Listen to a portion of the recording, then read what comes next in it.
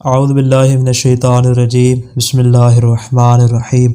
مومنین کرام، آج ہم بیان کرنے جا رہے ہیں یکم ذی الحجہ کے مخصوص اعمال کو۔ اس دن میں چند ایک مخصوص اعمال ہیں جس کو ہم یہاں پہ بطور اجمال پہلے ذکر کرتے ہیں، اس کے بعد انشاءاللہ مکمل تفصیل کے ساتھ اس کو دیکھتے ہیں۔ پہلا عمل یہ ہے کہ اس دن روزہ رکھنے کی بہت زیادہ فضیلت بیان ہوئی ہے، اور دوسرا عمل ہے کہ نماز حضرت فاطمۃ الزہرا سلام اللہ علیہا پڑھنے کی بہت زیادہ فضیلت ہے۔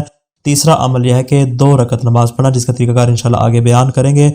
اور چوتھا عمل ہے ظالم سے نجات کے لیے مخصوص کلمات پڑھنا۔ ان تمام اعمال کو بھی تفصیل کے ساتھ دیکھتے ہیں۔ سب سے پہلا عمل جو کہ روزہ رکھنا ہے، اس دن کا روزہ رکھنا 80 مہینوں کا روزہ رکھنے کے برابر شمار ہوتا ہے۔ جیسے ہم نے پہلے بھی بیان کیا تھا کہ ان ایام میں روزہ رکھنے کی بہت زیادہ فضیلت ہے، یعنی آخری روز کو چھوڑ کر پہلے جو 9 ایام ہیں ان میں روزہ رکھنے کی اگرچہ بہت زیادہ فضیلت ہے، لیکن ان 9 ایام میں بھی سب سے زیادہ فضیلت جس روز کو حاصل ہے وہ یہی یکم ذی الحجہ کا روزہ ہے، کہ جس دن کا روزہ 80 مہینوں کے روزے کے برابر شمار ہوتا ہے۔ اور دوسرا عمل ہے نماز حضرت فاطمۃ الزہرا سلام اللہ علیہا پڑھنا۔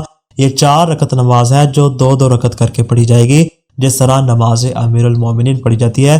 نماز امیر المومنین کا طریقہ آپ کو انشاءاللہ ہمارے چینل پہ تفصیل طور پہ اس کا پریکٹیکلی طریقہ آپ کو مل جائے گا۔ اور اس نماز کا طریقہ کار کیا ہے؟ اس کی ہر رکعت میں سورہ حمد کے بعد 50 مرتبہ سورہ توحید پڑھی جائے گی، اور نماز مکمل کرنے کے بعد تسبیح جناب سیدہ سلام اللہ علیہا پڑھی جائے گی، اور اس کے بعد پھر یہ والی دعا پڑھی جائے گی: سبحان ذی العز الشامخ المنیف، سبحان ذی الجلال البازخ العظیم، سبحان ذی الملک الفاخر القدیم، سبحان من یرا اثر النملۃ فی الصفا، سبحان من یرا وقع الطیر فی الہوا، سبحان من ہوا ہاکذا ولا ہاکذا غیرہ۔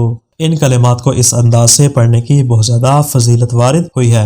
اور یکم ذی الحجہ کا جو تیسرا مخصوص عمل ہے وہ یہ ہے کہ زوال سے آدھا گھنٹہ پہلے 2 رکعت نماز پڑھے، کہ جس کی ہر رکعت میں سورہ حمد کے بعد 10 مرتبہ سورہ توحید، آیت الکرسی اور سورہ قدر پڑھی جائے گی، یعنی 10 مرتبہ سورہ توحید، 10 مرتبہ آیت الکرسی اور 10 مرتبہ ہی سورہ قدر پڑھی جائے گی۔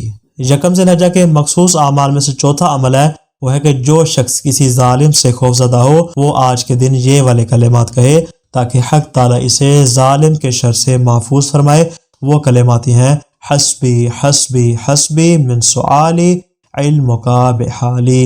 اور یہی وہ روز ہے کہ جب حضرت ابراہیم علیہ السلام کی ولادت باسعادت ہوئی تھی، اور اسی روز امیر کائنات علی ابن ابی طالب اور جناب سیدہ سلام اللہ علیہا کا عقد مبارک ہوا تھا۔ ایک مرتبہ آسمان کی بلندیوں پہ عرش عظیم پہ ہوا تھا، اور اسی روز جو نکاح تھا وہ زمین پہ بھی رسول خدا کی زبانی ہوا تھا۔